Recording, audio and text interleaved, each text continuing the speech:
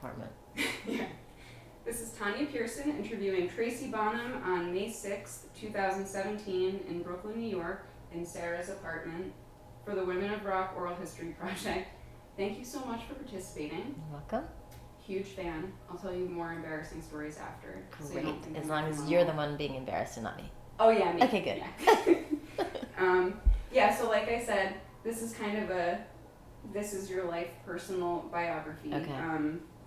So I'd like to start with where you grew up, and if you could talk a bit about your parents or family of origin. Okay. I was born in Eugene, Oregon, and my mother still is a singer, and then she became a music educator. And my father was a journalist, and he became an editor of the newspaper. And my father passed away before I was even 2 years old. So my mom was a single mom for a while, and she also had 3 children from a previous marriage. And so she was dealing with a lot of stuff. They're much older than me. So I kind of had to fend for myself and also maybe, be the one that's like cheering everyone up or maybe staying out of the way, not wanting to make waves. And so the reason why I'm saying this is because it shaped my personality in ways, and this is why I started to write songs later in my life at age 20, because I didn't know how to really communicate with people, especially if it meant confrontation, because I was always like, oh, well, I just better stay over here and not bother anyone. And so my songs became very cathartic in how to say something that's uncomfortable to someone. Mm-hmm. So you were like the mediator, or kind of like the peacekeeper. I guess so, but in a way, not really in an assertive way. It was more like just stay out of the way. Mm-hmm. I have a memory of when I was 5, which is a really it's a big memory. It's a big topic in my therapy. When I was 5, someone asked me if I wanted some ice cream, and I said yes. I think it was one of my mom's boyfriends, and then he asked me what kind of ice cream. And so any 5-year-old would be able to answer, right? Any 5-year-old would be able to say chocolate, vanilla, whatever. I couldn't answer that question, and it became this thing of like, why can't you answer? And it made me so anxious. And I'll always remember that moment of like, well, why can't I even say what I need in that simple moment? Mm-hmm. Therapy, a lot of money in there. But that's why I started writing songs, because I guess I needed to ask what kind of ice cream, like I need to be heard. Okay, before 20 though. Mm-hmm. So that was your experience with your family. What kind of like student were you, or what was your relationship like with your peers? Okay. I had some great friends, and we're still close today. And I was a pretty good student, but mostly all I cared about was music, and also theater at the time. My friends and I were involved in the musical theater world of Eugene, Oregon, which was pretty rich. So I just kind of loaded up my whole curriculum. And in high school, you could actually choose. You could choose plan A, which is like more of a rigorous academic, I don't know what I want to do, or plan B or whatever, where it's like, I want to be a musician. So I loaded all of my classes into like music and drama. And I don't regret it too much, but it wasn't a well-rounded education. But I was a good student in that I loved studying music. When I love something, I'll focus on it and I'll excel. If I'm not that interested, I might suffer. I get distracted. My thoughts are fragmented. So I wasn't such a good student in the academic world. So then I went to college, and I was playing classical violin, but I didn't feel like I fit in with the people that were my peers in college, because they all were classical players, and there's kind of a rigidity that I wasn't quite vibing with. Mm-hmm. Because I also had a lot of other interests. So I always kind of felt like the odd man out. I'd get in trouble sometimes. I was definitely the social butterfly. I would be drinking, going to parties, go to my lessons hungover. And that kind of thing just didn't really vibe with the conservative, conservatory, Yeah. world. Was violin your first instrument? Well, singing was my first passion, but I didn't really study it. It just came naturally. So, yes, I would say that violin was my first instrument where I actually got serious about it. I was also taking piano lessons, and that was fun. It was a great foundation, but I think violin was like my first real committed endeavor. Mm. Yeah.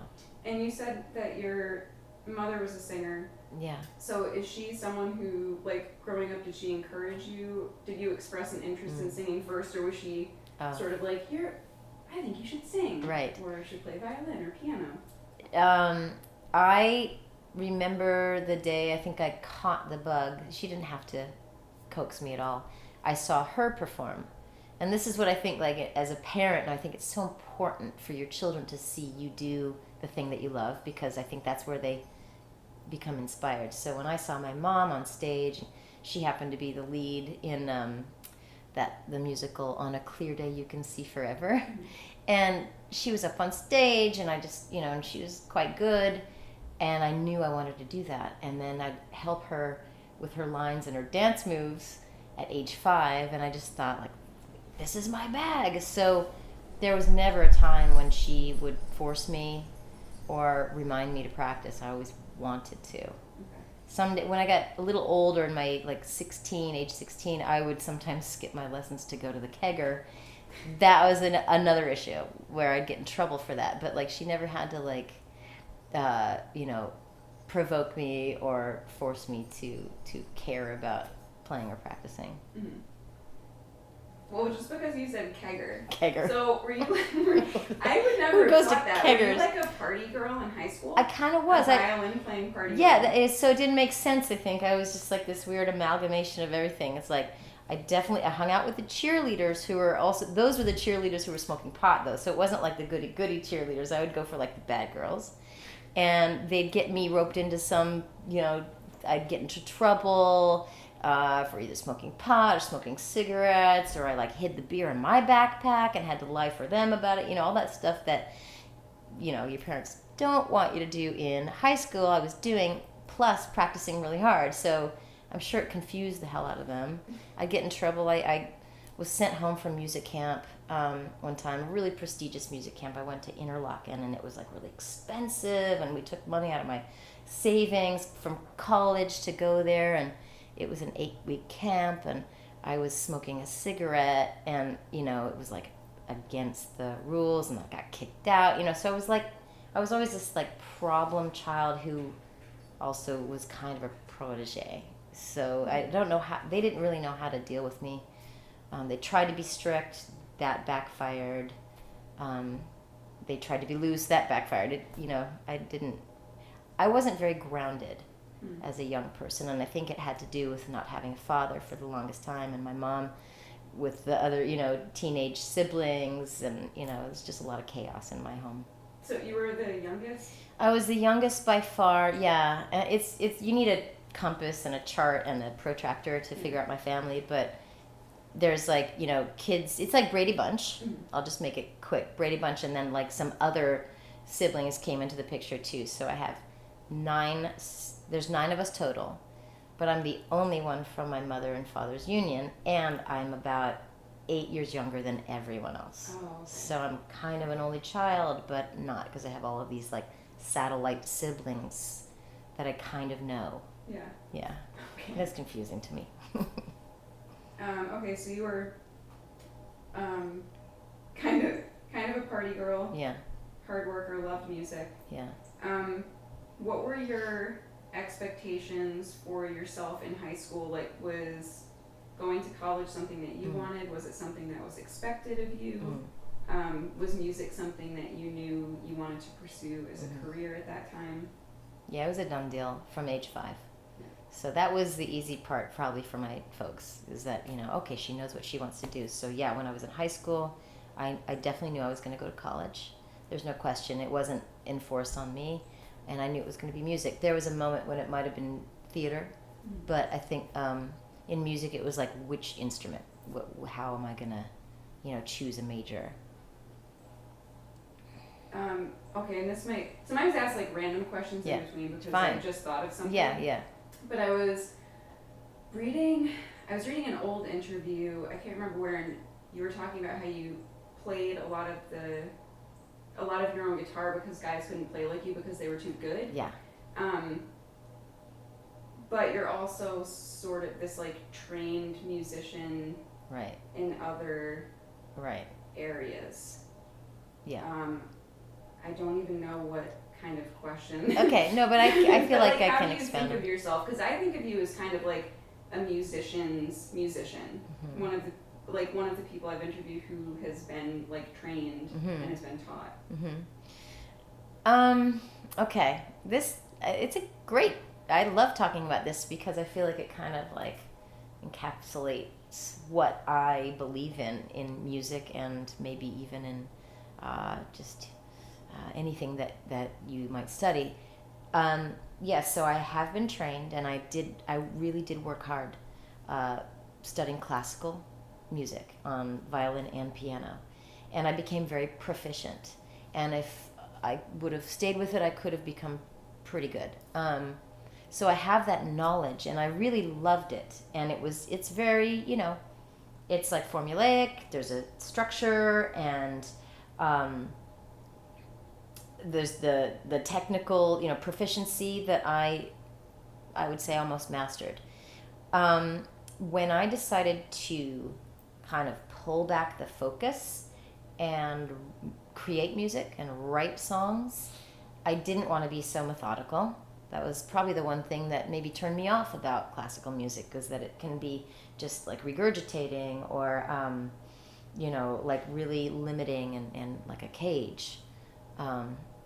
So I wanted to kind of like throw off the shackles, start like on guitar, which is a completely different animal in my opinion than the violin or the piano, because I can't see what I'm doing. There's 6 strings instead of 4. That's too many. And there's all these frets, and all the frets look the same except they're just like in a line, and I have no idea what note, and I don't want to know. That's the thing. I decided I wasn't gonna dive into the guitar technique and actually know what I'm doing, because then that would mean that I'd start playing and writing by rote.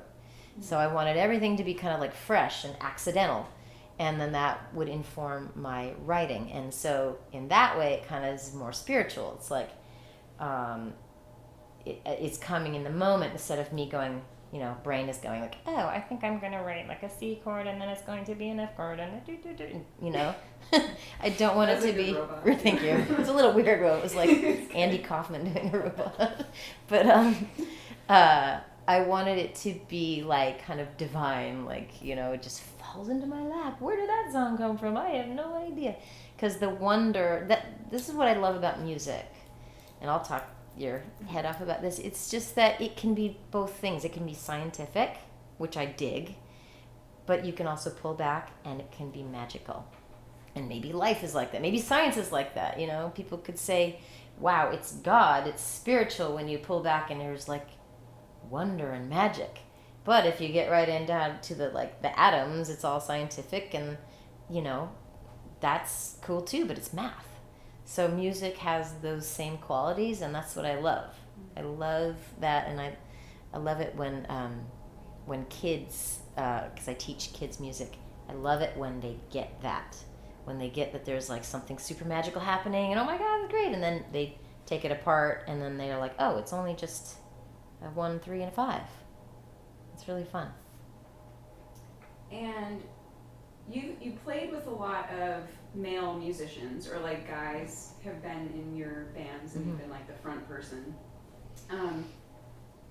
Have they mostly been kind of like musicians or guys who understand what it is they're doing, or like shred, or I don't know. Oh yeah, right, yeah.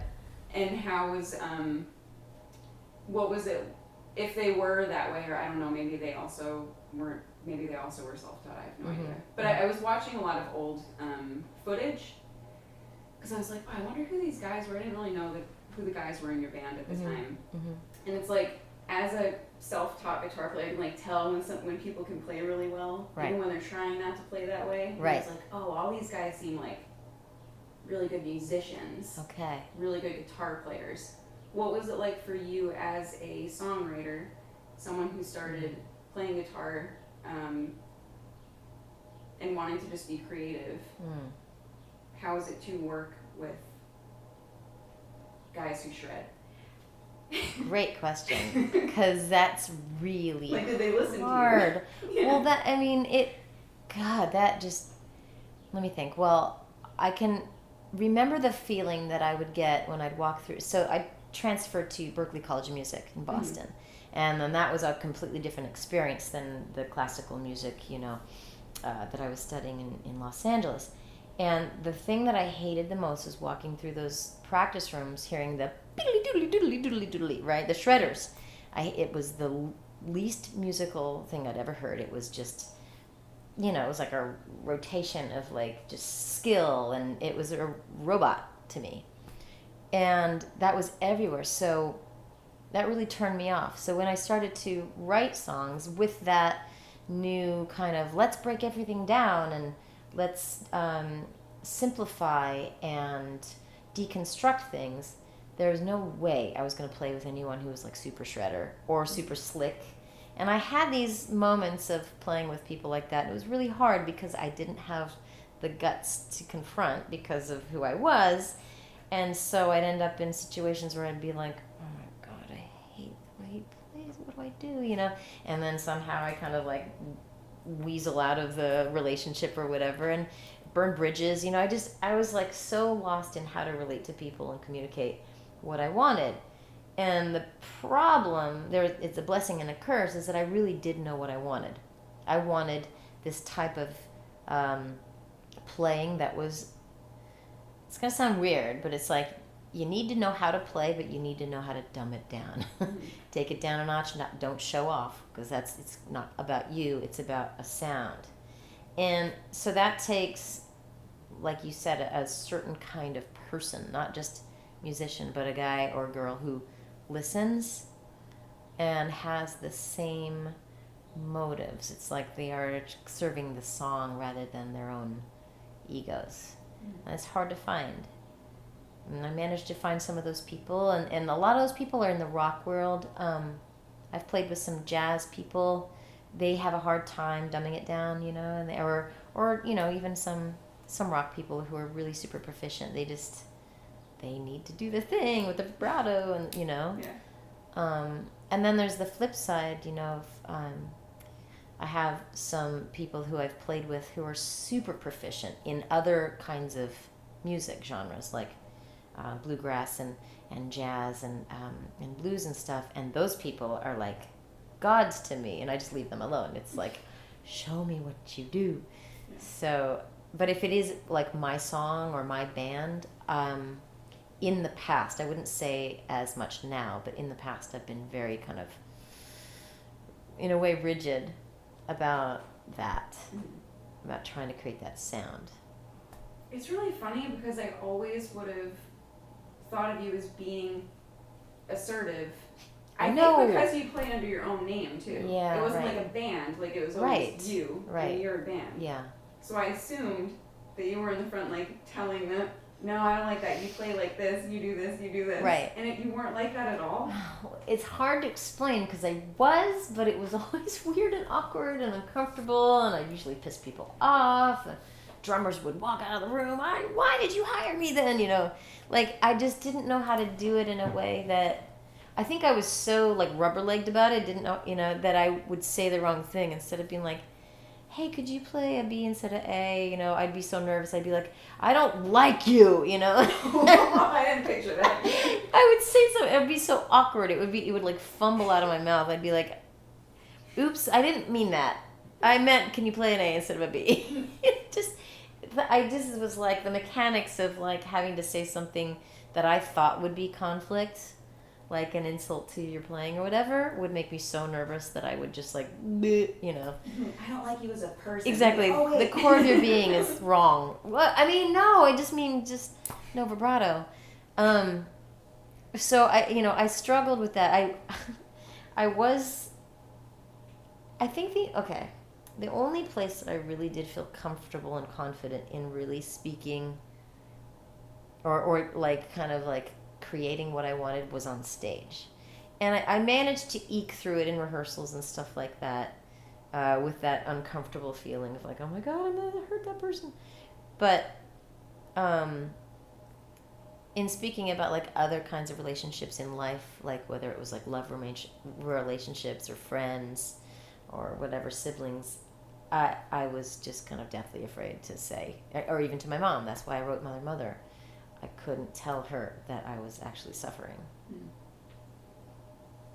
Okay, I feel like I totally. These are always like non-linear. Yeah, like, no, it's fine. How it happens. Yeah. I don't want to skip over any of your college experiences. I did go to USC, studied violin. Yeah. Transferred to Berkeley. Yeah.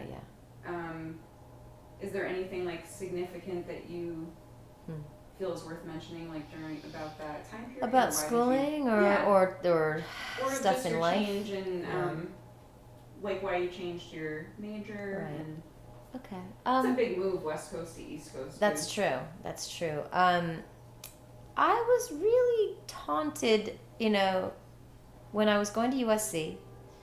So I'm like kind of party girl, but serious musician.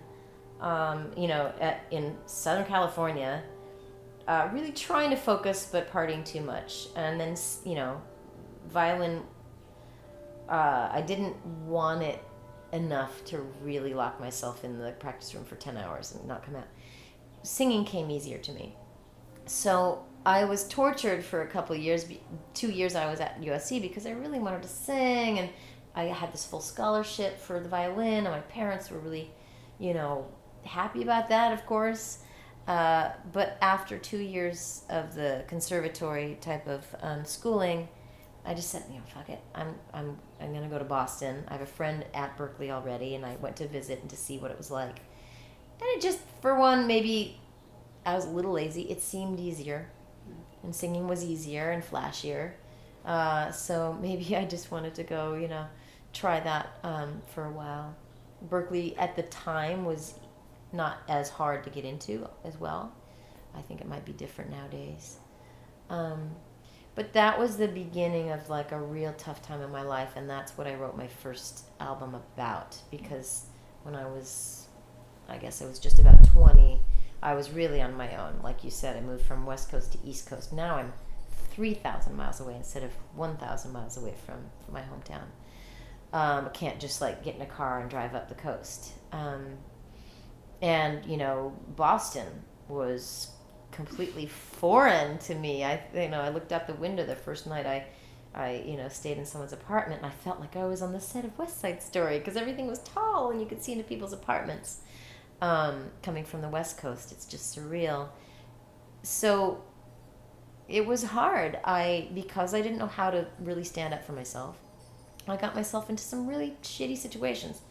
A terrible relationship where the man was like, degrading and demeaning and controlling and angry, and I didn't know how to get out of it. So, and then there was some drugs, and that's what shaped me for the years to come. But that's what kind of forced me to really take a look at myself, and the songwriting was like the first step in that. Yeah, I read that that first album was all about that person, that bad relationship. Yeah.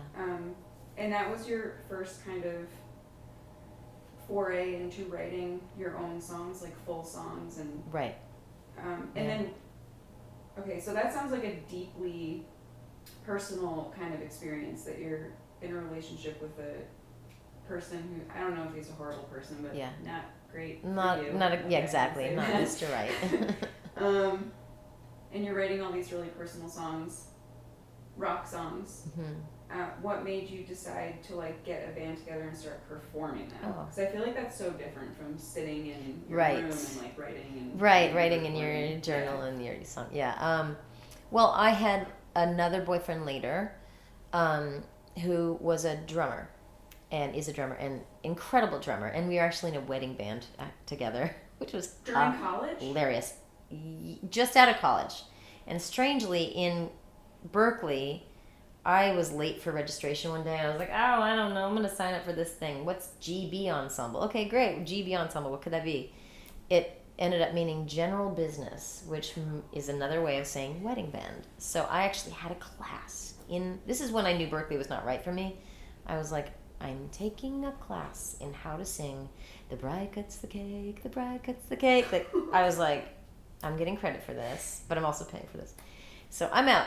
Anyway, so me and this drummer were in this wedding band because it's good money. And he was overqualified, I was overqualified, but that's kind of what made it fun, because we would like have our little private jokes and stuff during the gigs. But I was able to support myself. He was in a bunch of original bands at the same time, and I hadn't started writing yet. So this guy named Mike, was really instrumental in getting me to write, because he was in like 7 different bands, and they were all doing well in Boston, and they were all really different and unique. And he was like, you can do this. He's like, you're not going to be a wedding singer for the rest of your life. Please, you're too good for this. And so he really inspired me to write.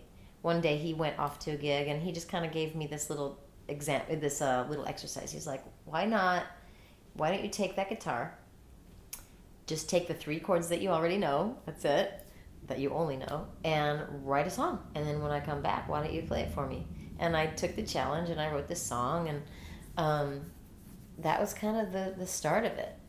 So I have him to thank. At the time, I didn't really give him enough credit. Did he play in your... He played for me for a while, but then didn't actually end up recording, because we broke up before things really started to take off. Oh, okay. Yeah, but he was responsible. Mother, I had written, but I still needed a chorus, and I didn't have a chorus, and he and I went to a practice room one day, and he was just like, yeah, he was just keep going with it. Yeah, let's, and all of a sudden we're just jamming, and then we're like, bump, bump, and I'm like, everything's fine. And it came out. It was like, came from the sky, and I started laughing, and I was like, oh my God, I could never do that. That's weird. I'm screaming. And he's like, it's great. So I owe him a lot more than I've ever given him credit. It's just that he kind of dicked me over too. So yeah, come on, you don't dick me. There's a theme. Exactly. Did you graduate from Berkeley? No. Oh, you dropped out. I dropped out I didn't after know a that year. either. Yeah.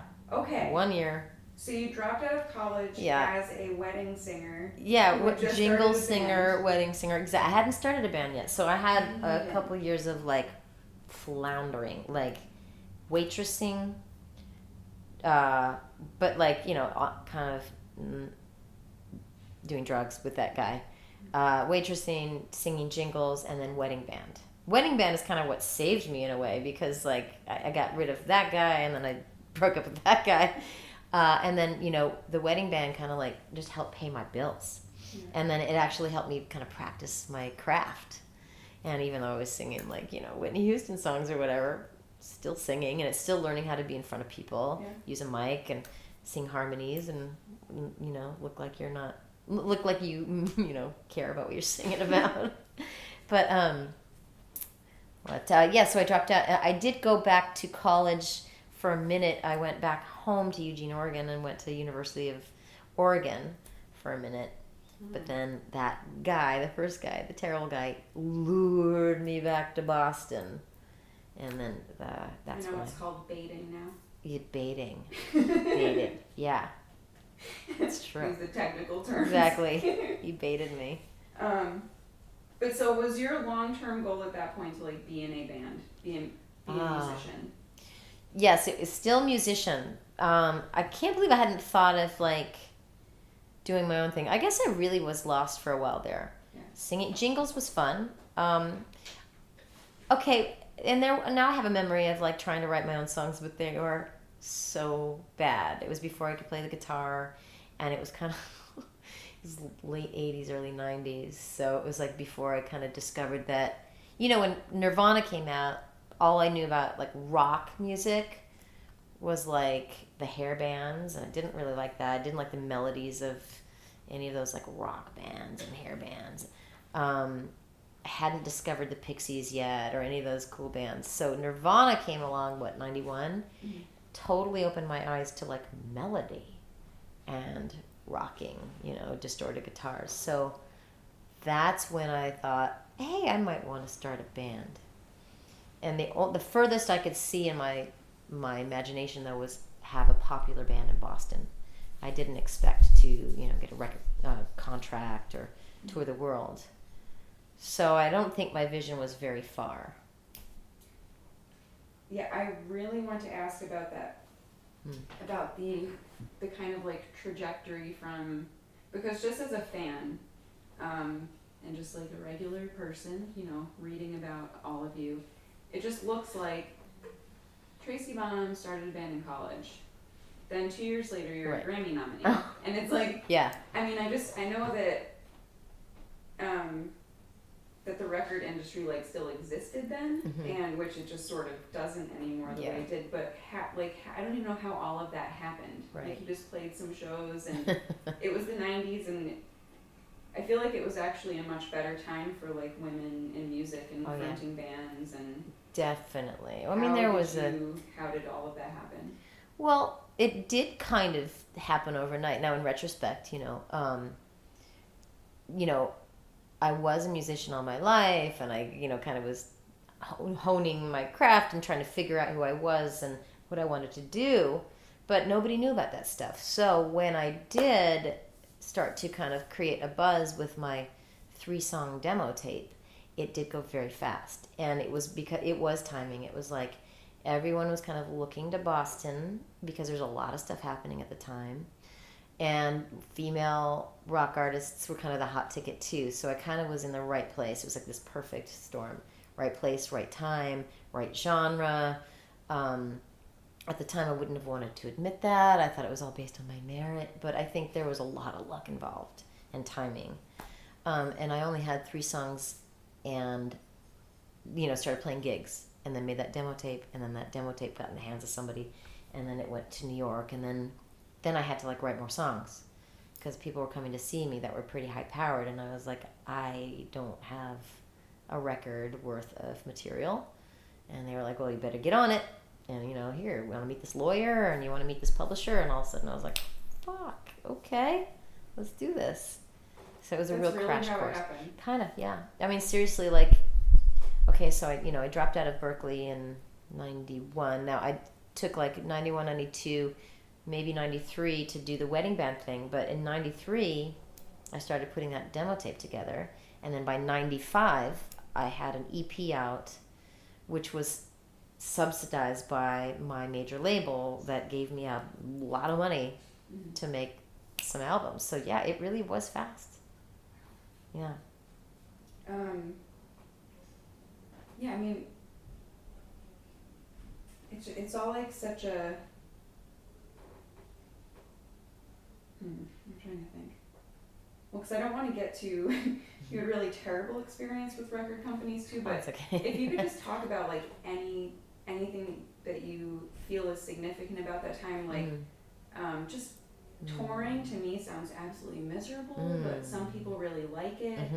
I never want to ask like super gendered questions and seem like I'm expecting answers, but just really what it was like to be a woman playing in a rock band, like a working musician. Right. Yeah. During that time. Like, what did you like? What did you not like so much? Okay. Okay, so given that I had a hard time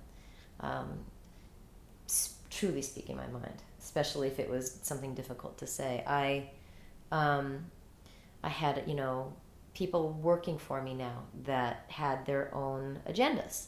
And so I had a manager who was kind of a misogynist, a little bit, kind of an old school manager, came from that world of, music biz, like, hey, listen, baby, that kind of thing. And a lot of the people that were at the record label had that as well. And I could play the role of like the little sister as long, for my entire life, I'll just be the cute little sister and not have to say anything.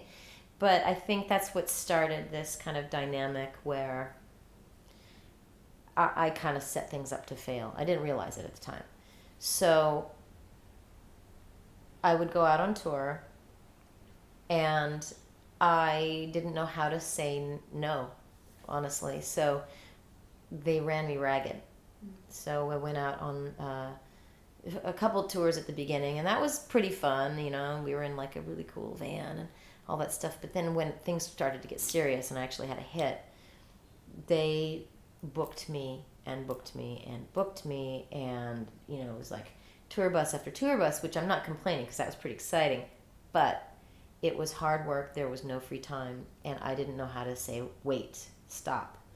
Or even if it was something as small as like the scheduling through the day of like, okay, you're gonna interviews in the morning, and then you're gonna have breakfast and interviews, and and then you sign posters during your lunch.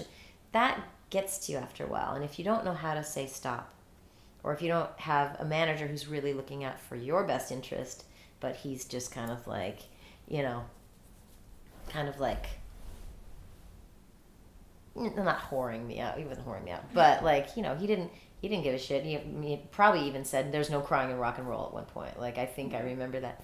That was really, really hard, and it started to eat away at me. So I spent, when I had the hit with Mother, I spent 10 months on the road. It was nonstop, 10 months, maybe like a few days at home. At which point, like relationships, I missed my grandfather's funeral, like you miss things in life, and that starts to bother you too. But you're on this machine, and you're like, no, I got to keep going, and everybody's expecting this from me, and I'm trying to do,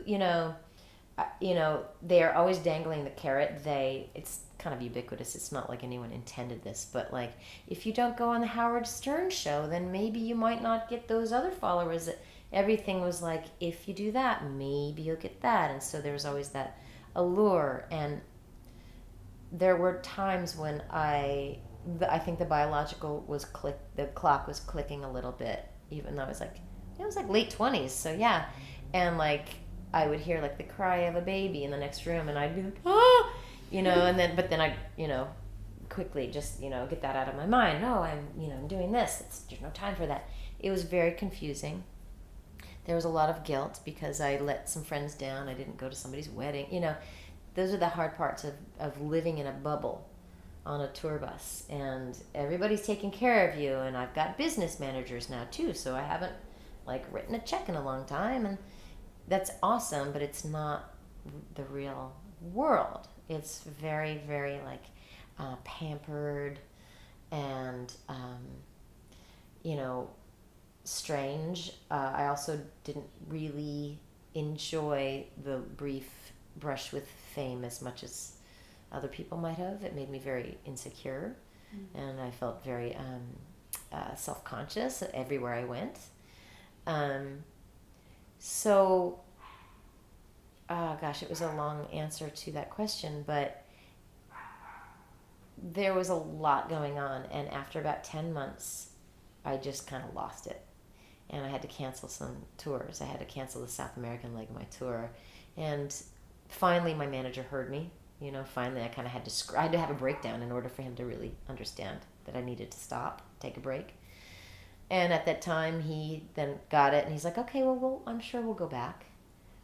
And about that time was when things just kind of stopped. Like, my record label was morphing into, people were leaving, and my representative people were not there anymore. It was being bought and sold. I was nominated for these 2 Grammys, and I did not win, and I kind of feel like that was a moment where it could have gone this way, or it could have gone that way. And because I didn't win, it kind of went that way. I lost the support from the label. I never did make it back to South America, and things after that just started to kind of go down the toilet slowly. And in some ways I look back and I think, well, I'm a little responsible for it. I'm not beating myself up, but I definitely questioned it right out the door. I didn't like fully embrace it or enjoy it as much as I could have. Maybe that was impossible because it was so much work. It doesn't seem like that much fun. Right, it's really not as fun as they make it seem. It's not that glamorous. You're not really like out seeing the sights. You might get a day off in Vienna or something, but it's pretty lonely.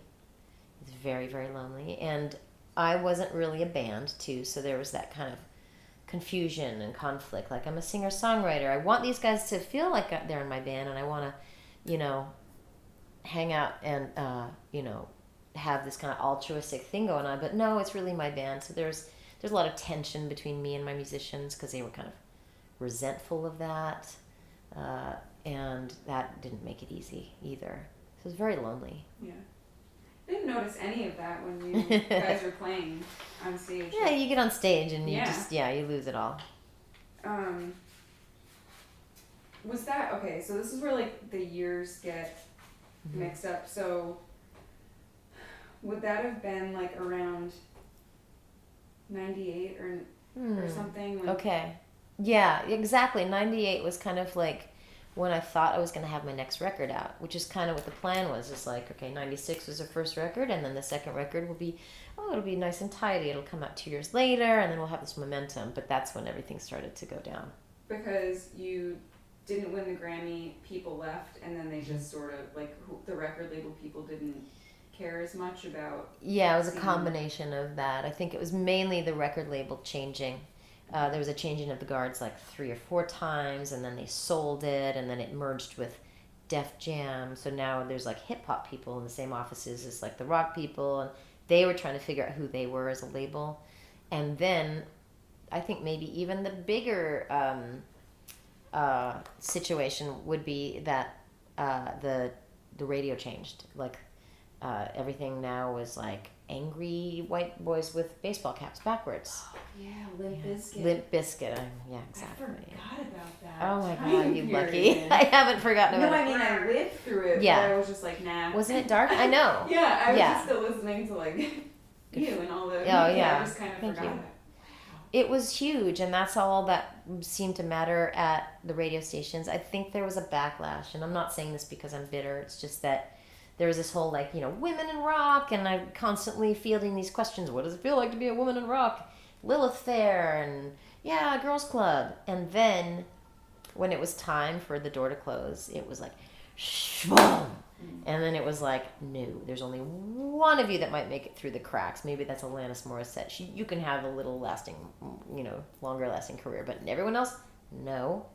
Now we're just going to play Limp Bizkit and Korn and yeah, I mean, all of that stuff, I called it Cookie Monster rock. You just brought all of that back up. I know. I successfully blocked it out. Yeah. I used to cry it was a dark time for me, and I went to a Radiohead concert once at Hammerstein Ballroom, and I was bawling, and this is going to sound so stupid and cheesy, but I was like bawling for music because that was so good and so musical and soulful, and what was playing on the radio in the States and what was so popular was so angry. I mean, it was really angry. I was crying for music. That doesn't sound that cheesy. Okay. Oh, can you talk a little bit about, I know some of these are like, could I guess maybe be boring questions, but I always wonder about like the financial aspect of, because you were signed to a record label and you were like working a ton. Did they actually ever pay you? Like, were you able to kind of make a living doing that for a while? Well, it's hard to answer it directly. I mean, or like with one straight answer, because what they did is that they used to give advances for your recordings. So they'd give you like a bunch of money, but you'd have to use it to make your record, to pay your band, to pay your management, to pay your bills, to pay everything. So say my first advance was $450,000. After you spend $350,000 on your album, which nowadays that's like crazy. Nobody spends that unless you're like whoever, Beyonce. You're left with a little pocket money, but it's not much. And then they help you go on tour. But the thing that, as a young person, and I wasn't that young, but I was naive, I didn't realize like every other dime they spent like on the touring or on the videos or on the dinners that they took me to or the town car that they sent for me, which I didn't ask for a limo, but here's a limo, all of those were going into this file of like what I need to pay back in order to start seeing revenue. To actually be able, like the advance, if you're smart and you pocket some money, that's great.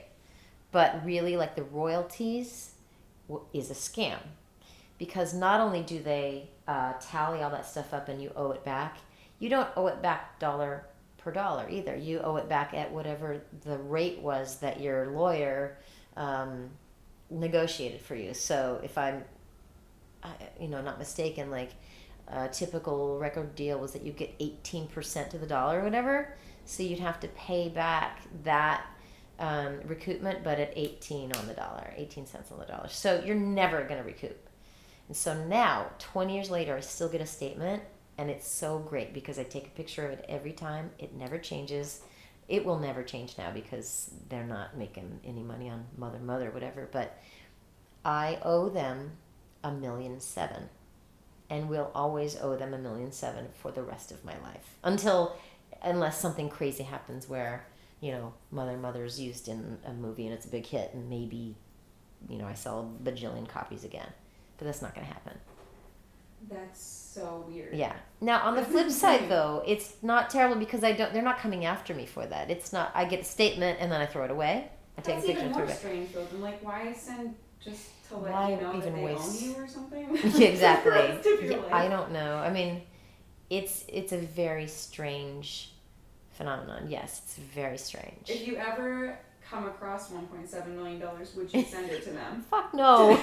Exactly, right? If I found it, you're like, no. I just really don't want to get these statements anymore. I know, it's a waste of paper. I don't understand why they keep coming to me. It doesn't change. Yeah. Yeah, I just heard so many like record company stories like that. Yeah. Yeah, they're true. In just different time periods, but 90s. Yeah, they threw so much money around, and you didn't think that it was going to end, so you're like, yeah, okay, spend money. Let's go to Nobu or, But, and you don't, again, I was so naive, I didn't realize that all of that was just going into my, onto my, like, little list. Okay. I feel like some of these I don't want to make it sound too depressing, but I remember just being like, I didn't really know what happened to you for Me a neither. while. Yeah. But you didn't record again until like 2001 or something, so it was like a few years. You mean for my second release? Yeah. Yeah, okay. And well, it was not a major label release? No, actually it was. So, and this is, nobody really knew. It was under the radar. I started recording in 1998 for the second record, but because of everything happening at Island Records with the, the selling of the company and the merging and all of the consolidating, it was shelved.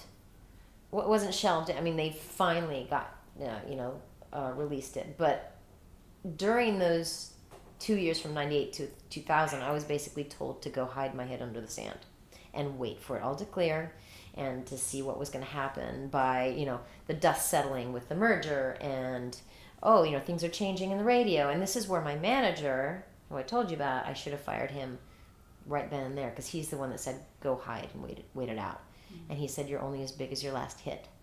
And I wish I hadn't have listened to him because I honestly think if I would have just kept playing, even if it was smaller venues, just kept the momentum going and stayed connected with my fans, my career would have completely been different.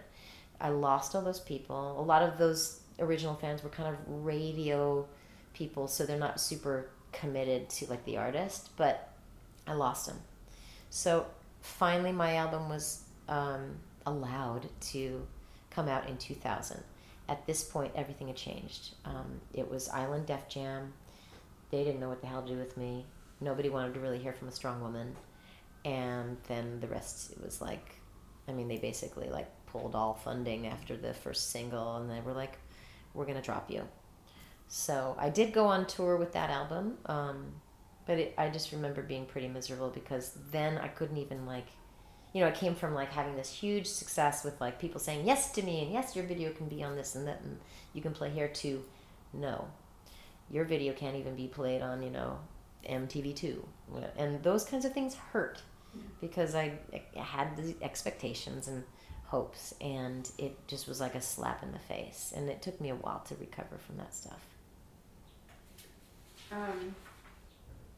Were you playing with the same band for that? No, I kind of, I burned some bridges, I think, and I moved to New York too. So I left Boston, and most of those guys that were playing with me went on to be in a band with a guy named Stacy Jones, and they created American Hi-Fi, and they had like some success. They had a hit, and they were touring. Letters to Cleo. Yeah, Letters to Cleo, exactly. Yeah. Yeah, so Stacy Jones, yeah. So they had a great run, and then that was awesome. And I was in New York, and I was trying to make my art record. Another thing that I did with my second record is that with my writing style, I kind of wanted to thumb my nose at all the people that thought I was just some kind of hit maker. And now I regret that, because it was all up here in my head, and it wasn't like that divine thing I was talking about.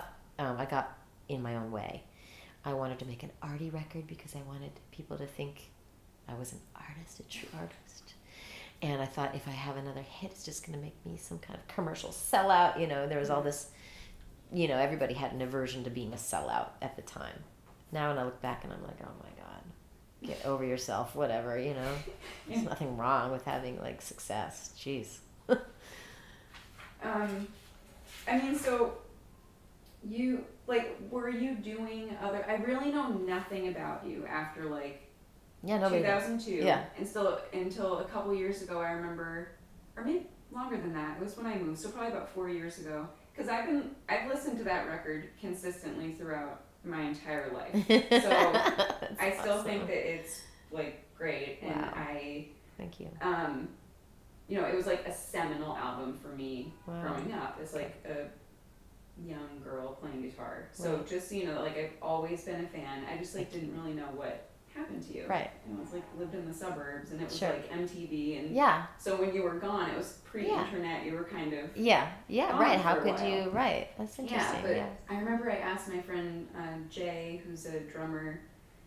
He was like, "Oh, she still plays, and I think she lives upstate New York, and she married some Rolling Stone guy or something." And I was like, "Oh, she still makes music?" I was like, "Oh yeah, she's got all these albums," and he'd been listening to How you funny. too the whole time, and he's also It's not Jay huge- Belrose, is it? No, Okay. Jason Lee. He worked for FNX for a long time.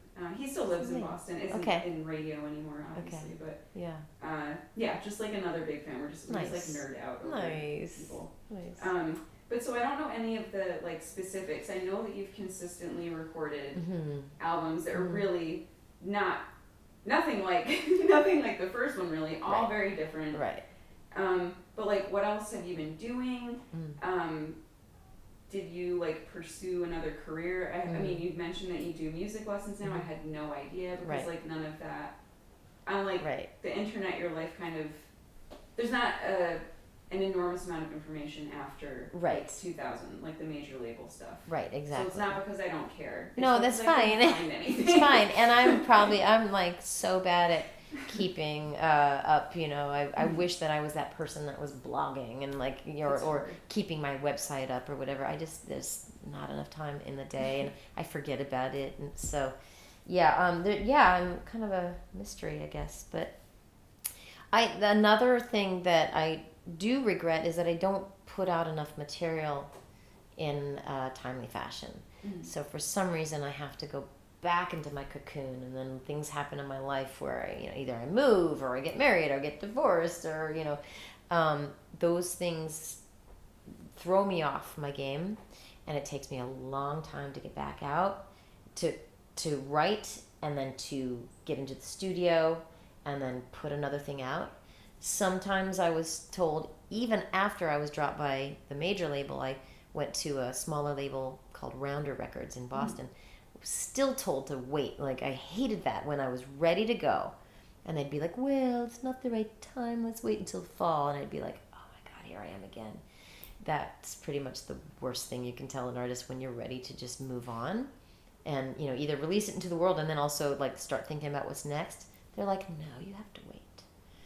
So I did not like to be told to wait, but I had to. So every release took about 5 years. It was 96 was The Burdens of Being Upright. 2000 was Down Here. 2005 was my next release, which was Blink the Brightest. And then 2010 was my next release, which is Mass to Manhattan. And then 2015, it was pretty consistent every 5 years. Yeah. I go into a cocoon. And I'm kind of a binge, I've been told, I'm kind of a binge writer. Mm-hmm. Like, I'll not write for a long time. And then all of a sudden it'll start bubbling, and then I'm like, purging. I mean, that kind of makes sense, just as I don't know, I've never been able to imagine, like, forcing yourself to write songs because you have to have something written by a certain right, that doesn't feel right. Like, some people can do that, Leonard Cohen, somebody, I can't remember who it was, he set their alarm, they get up and they go to their desk and they write for 2 hours every morning, and I tried, and it's just, that's not me. Yeah. Or it's like garbage or something. Yeah, right, and and I don't really want to just put out stuff just because I wrote it. Yeah. And also, I think because my career as a songwriter fell into my lap without much experience, like I wasn't writing throughout my childhood and teenage years. I didn't know what it was like to live, feel like I'm an actual writer or songwriter. So that was something that happened to me that was very lucky. Then I'd forget, and then I'd remember, and remember, instead of like, this is what I do. Yeah. This is how I live. Now I'm starting to feel that I do this daily. So hopefully I'll start releasing things a lot quicker than I have been. Yeah. Okay. I don't know, like, when you got married. I know that you said you have a son. Because you mentioned him a couple times. Yeah. But I read it in another interview. You mentioned that you had a difficult time finding an art-life balance. Mm-hmm. And so this is another one of those questions that I always preface it by saying, like, I know some people don't like being asked the kind of gendered questions. Right. Like, what's it like to be a like, right. Sort of Oh, rock God. question. Yeah. But my thing is, if you are a musician and this is like something that you think about, then that makes it rock and roll then. Because you're a musician and like this is your life. So just because something is a gendered question or only like pertains to women, I used to not ask them. Oh wow. I'm like, I kind of would like to know, and I'm also a woman and I like to play rock music. And I want to know. So it's my motherhood and damn it, question. and I think it's important because it's life. I'm not going to sit here and pretend that I'm not a mom. Yeah. Don't ask me about it. I think I don't ever want to be too precious about anything. I think that people can get kind of like bent out of shape, but I think the reason why people ask, what does it feel like to be a woman in rock is because there haven't been that many when you really look at the ratio, right? So it's a fair question. It was tiring during the 90s, but I wasn't mad at it. The only thing that would make me mad was if it was a leading question, like I knew that they were just saying, like, and now you're going to med wrestle, right, with the t-shirts, and you guys are going to get in the ring. Like, that kind of thing bothered me. Yeah. Or like when they kind of like pigeonhole you and compare you or whatever. But, the honest fact is, yes, it's not that usual to be a woman on a tour bus in a rock band with a bunch of guys playing in clubs, where it's a male-dominated business and is kind of a male-dominated world in a way, for the most part. Not really, but, when it comes to business. Mm-hmm. A woman with a career, oh, wow, so it's important to talk about it. And then motherhood is like, that's my life. And I think any mother would probably say the same thing. Mm-hmm. That's what I'll chew your ear off about now, because that's all consuming and that's life. So to find a balance with creativity and motherhood was a real challenge at first. It was a kind of a source of anxiety. I was like, how the hell am I going to do this? How do people do this? But something that I realized once I finally relaxed about it was that it comes no matter what. You just have to stay open. And that's that whole divine spiritual thing where you're like changing a diaper. And all of a sudden, when you're singing to your son, you're like, diaper, diaper, diaper, diaper, diaper. Then you're like, voice memo. Dun, dun, dun, dun, dun, dun, dun, dun, dun. And then that's a song for later. That's a really good song. I know I have to. Yeah, I'm so excited. It's called Diaper. No, but like there's a melody, and or something that he sang to me when he was like, "Goo, goo," I'd be like, that's a nice melody. So you just have to be like receptors open. You have to be more open, and then you also just have to be patient because it's not going to get done. It may get done in like 2 years. You're like moving through molasses to do anything.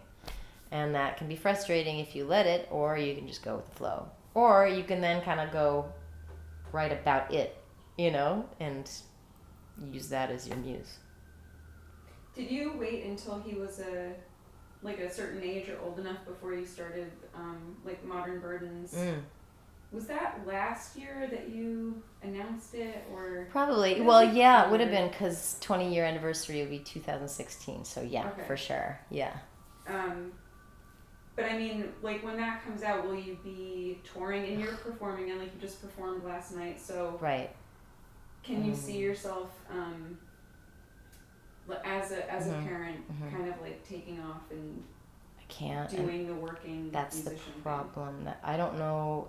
I mean, like some people are doing that, and I am trying to find the formula for that because my son's still a little young. He's 6.5.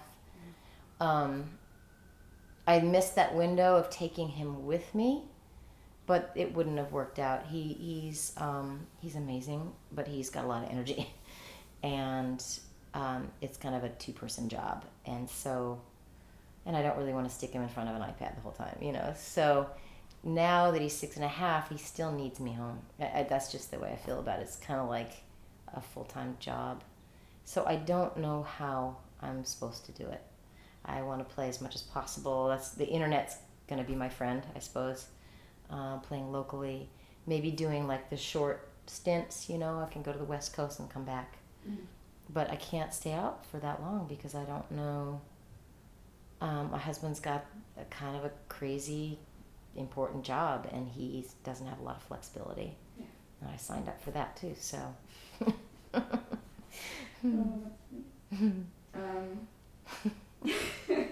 Just be forever singing into a diaper. Yeah.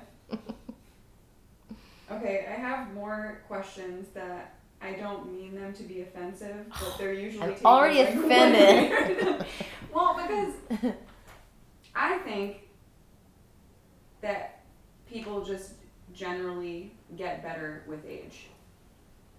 You are older now than you were. I am so offended by that. How dare you? It's not true. But like, I just think of myself. I mean, I like just suck at performing anyway. It like makes me so insecure.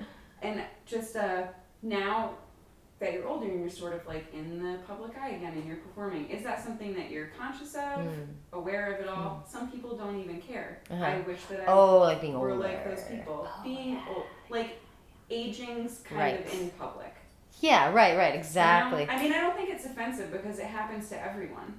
It does happen to everyone. There's no getting out of it. Okay. And if you're lucky, mean it to be. No, I know. If people are so messed up with this, so messed up with this whole ego-driven vanity on it. Yeah. Everyone's aging, right? Everyone, and we are lucky to be. Mm-hmm. So right, But like the internet can be really mean. Oh, it can be. I cannot imagine putting myself out there and like doing the stuff that you guys do.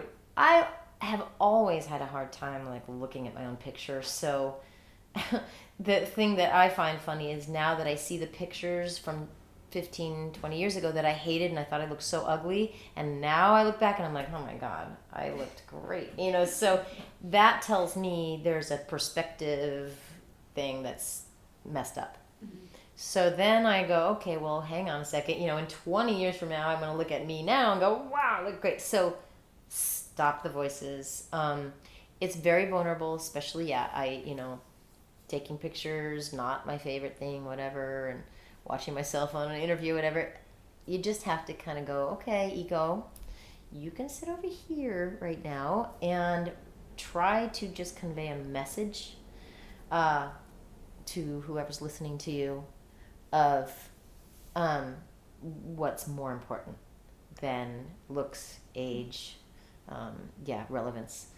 And so hopefully my message now is just more of hope and wisdom. I do think I'm wiser. So that's one good thing about getting older. I actually do think I'm a better performer. There was more fire and angst in my performances 20 years ago. I was really raw. I was so angry. But now there's like this kind of contained passion. But I do think I'm singing better than I ever have. And I do think that my story is, I think, a little bit more interesting in that it's not as bitchy and whiny. I kind of got tired of that old me that was bitching and whining about the boyfriend, and then it was the music business. Like, let's move on. I read somewhere that you said you approach lyrics differently now too. I'm like a really big fan of your lyrics in general. I'm just really into words, and I think it's just a really special gift to be able to like write good lyrics. But I read this one interview where you were kind of talking crap about your own lyrics on the burdens of being upright, and you said that they were cryptic and not like straightforward enough or something. And now you kind of now you write more straightforward, less cryptic messages, and more this is how it is. Is that true? Why? And has your songwriting process changed? Like as a whole? Okay, yeah. So yes, when I was again a new songwriter, and so I was just like, what am I gonna do? I'd pull out books of poetry, and I would just be like,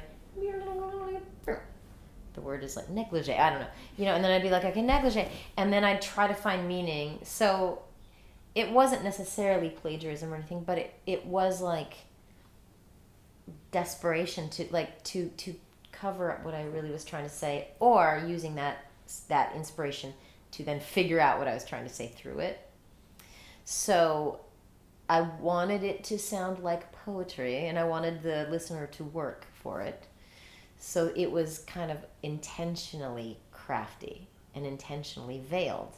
And there are just certain words that just sound cool too, like navy bean. And then, I think about what a navy bean, God, what does it mean? And then, then it would become this like visual that I had. I'm telling a story about how my boyfriend made me prance around the living room with all of his friends watching, wearing something that's as tiny as a navy bean.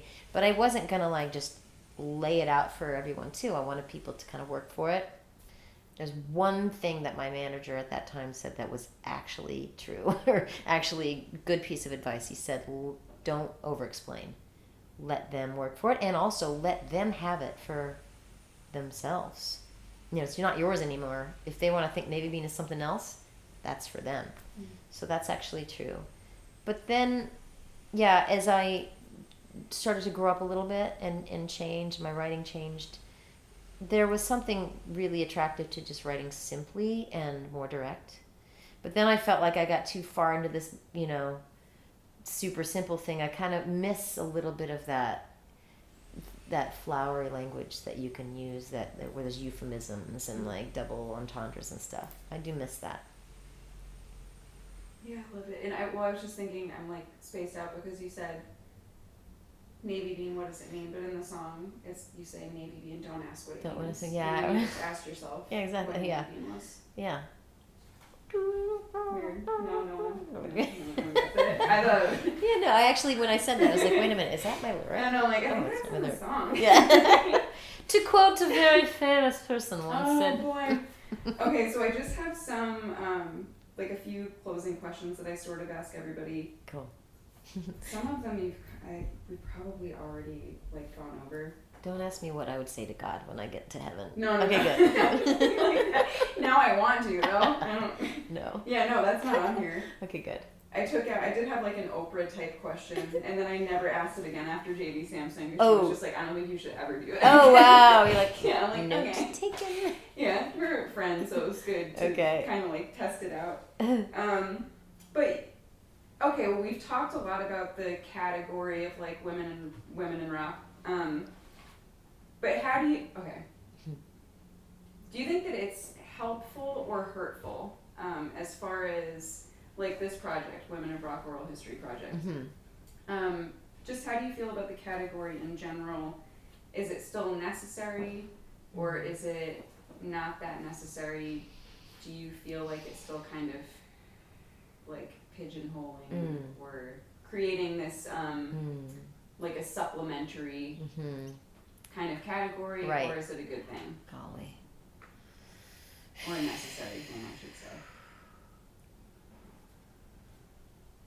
I guess I just have to speak personally, because that's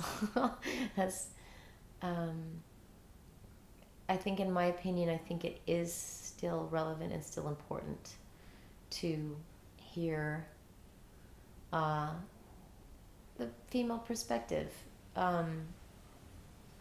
especially nowadays in light of recent events, like, in our circles, I'm sure we, are very aware of the female perspective, but in the world right now, and also potentially the future world, even into 4, 6, 8, I don't know, years, these stories I think are even more important. So yeah, I'm gonna amp up my story a little bit more to 10. Like, I think it's actually very important, because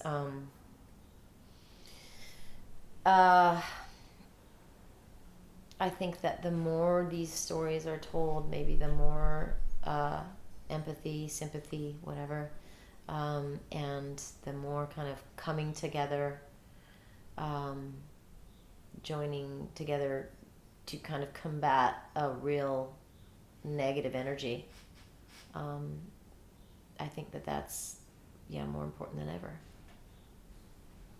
And what are your thoughts on the visibility of women in rock history, just in general? Visibility of women in rock in general. Do you think that there is, like, was there a gender discrepancy? Is there still? Is it better now? Is it worse? Okay. Is it no different? I think it might be better now. I think there's a lot, just in the music business in general, there's just like so much out there. I think it's because of the internet. So much available to everyone with all types of interests. So it's not as like gender specific, I don't think. There are still the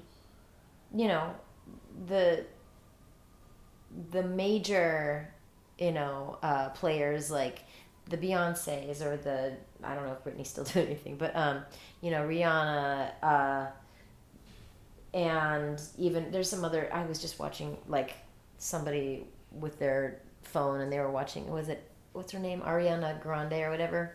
Do you know who that is? I only know because my brother's in love with her. Okay, well, I was just like out of the side of my face watching this woman, watching her video, and I was like, what was that? There's still like tits and ass and the jigglies and what am I talking about? Okay. How visibility.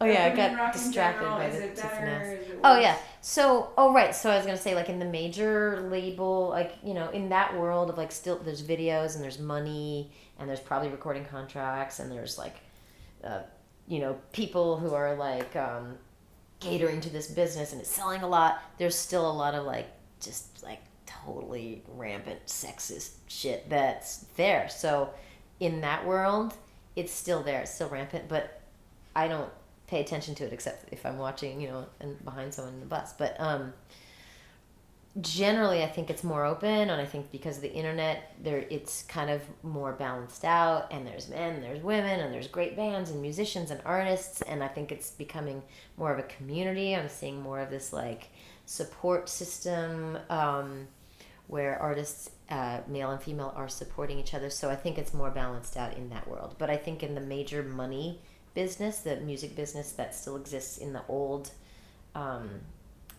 format, is still super masculine and male driven. I don't even really think about records. Yeah, it doesn't. Right, it's not on our radar, I don't think. Right? Yeah, I feel like it's just for celebrity. Yeah. Kind of people now. They still sell records, I guess. Okay, this one might be hard. Okay. Uh-oh. How do you feel about your role in and contribution to rock history? Dun, dun, dun. Yeah. How do I feel about my role? Well, it's a work in progress. I'm not finished yet. I think I have some making up to do. I feel like I'm a little bit, I have a regret, and I, kind of feel like I want to apologize for just whining and bitching so much.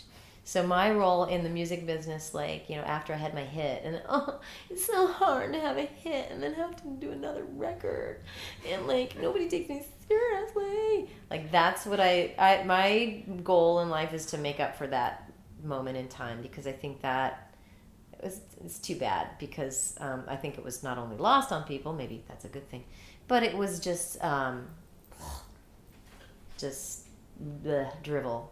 And so I would like to leave, a body of work that was like, there's substance and there's positivity. So I can't really say that my role is finished. Oh yeah, I don't think it's done either. I mean, up until this point, I should have said. No, it's okay. I understand. This is it for you, Tracy. After this interview, I don't know if I told you, this is the kiss of death. Right, we've all decided that your career is over now, so you're done.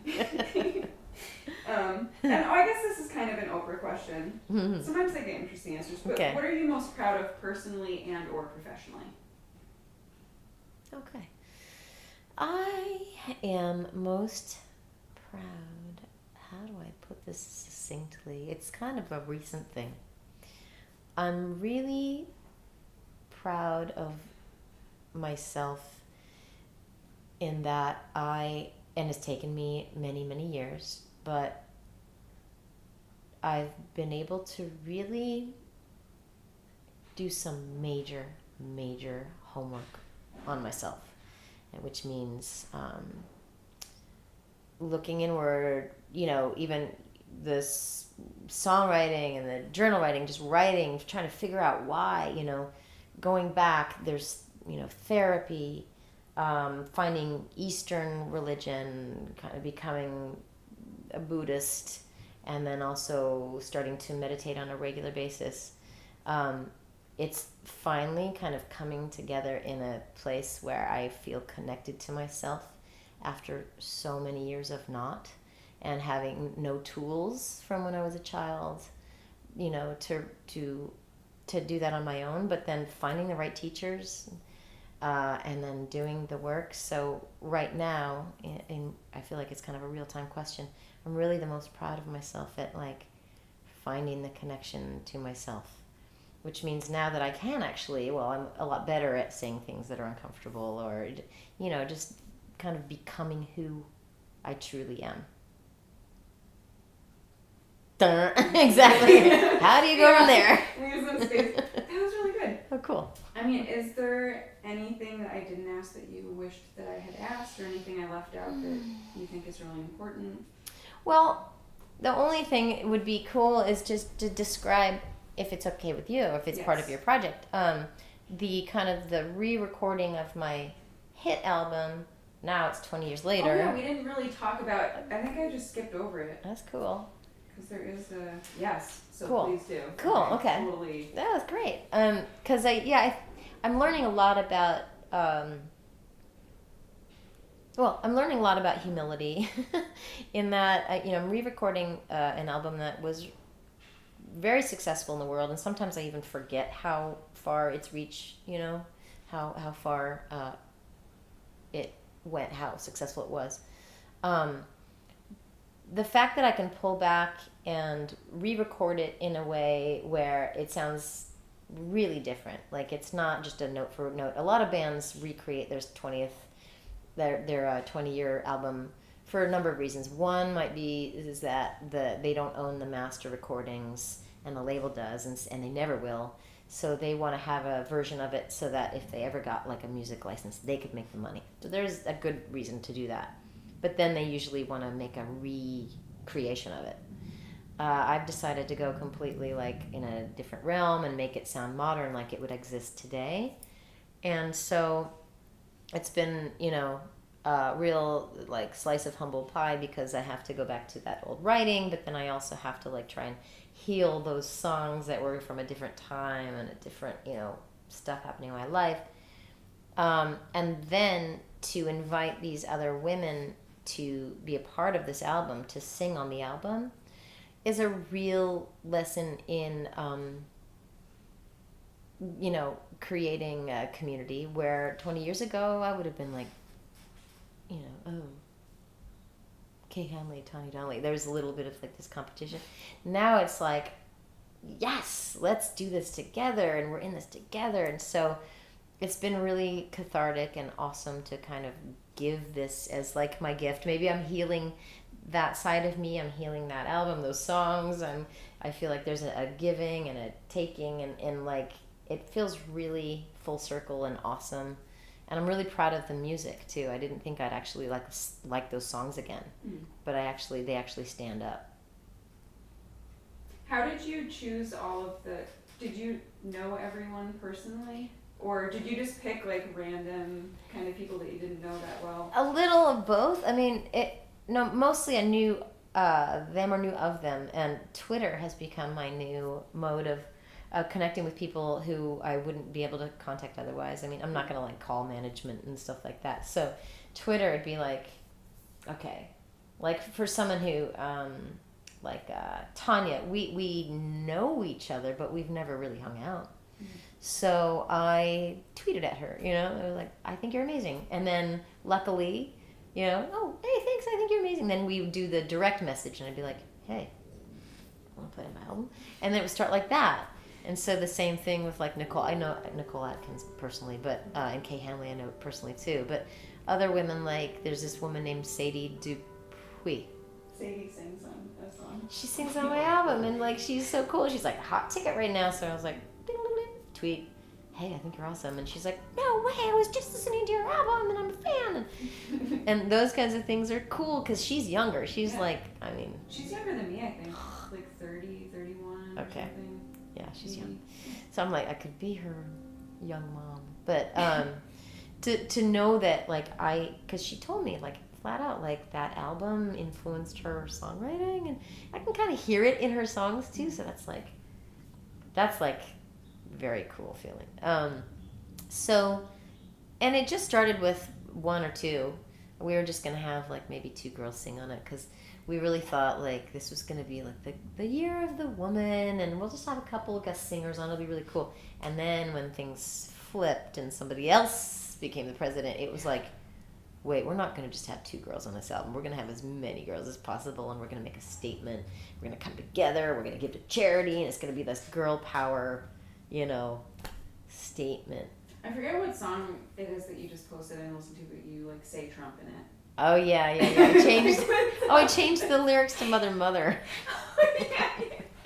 Because I just, That's specific. I was super specific, and I wrote it before we even thought he would be president. It was like, Trump is trending, the world is ending, the earth ain't cooler, who's to blame? But now it's like I say it and I'm like, Trump is trending, yeah, that's not all. Yeah. That's depressing. Yeah, it is. Okay. Do you want to say something happier to end on? Yes. Like not end on Trump. I know. We just went from we ended on such a beautiful moment of like, that's a wrap to no. Keep dragging it back in. Some of them it happens that way though. It's really funny, and then I'll just be like, let's make a joke. Exactly. Funny story. Well, there's always silver linings and everything. So even though things are really weird and we're not sure about what's going to happen, and there's really scary shit happening in the world, and like every day you wake up and you're like, okay, what next? The silver lining is that there are more people out there speaking up and resisting to things that they don't believe in and protesting, and like we've been very complacent, right, as a nation, as a society, and finally people are out there for whatever cause they believe in, because it's even more important. So I think people are learning that we can't just sit back anymore, and there's all sorts of like good things happening because of it to counteract. So that's positive. I think that hopefully it'll balance out again, and all the good will rise to the top. I hope so. I'm just waiting for the mill to die. Why did you end it on the bad note again? I'm waiting for them all to Every die. day I'm like, they like, he looks like he's gonna die any second. He looks like he's just gonna keel over, Zip. have a heart attack, and like that's it. I have no idea. Oh God, and I'm just I know. Now the FBI is gonna knock on it. I'll cut that off. Yeah. Because you ended on the I'm waiting for them all I just to want die. them to die. Fancy. Thank you so Yes. much. Total honor. Now I can Thank just you. like fangirl out, and hopefully when You're you gonna take a geek. series of photos with us, I Yes. can post them all over my social media. Sure. Great. Okay. Okay.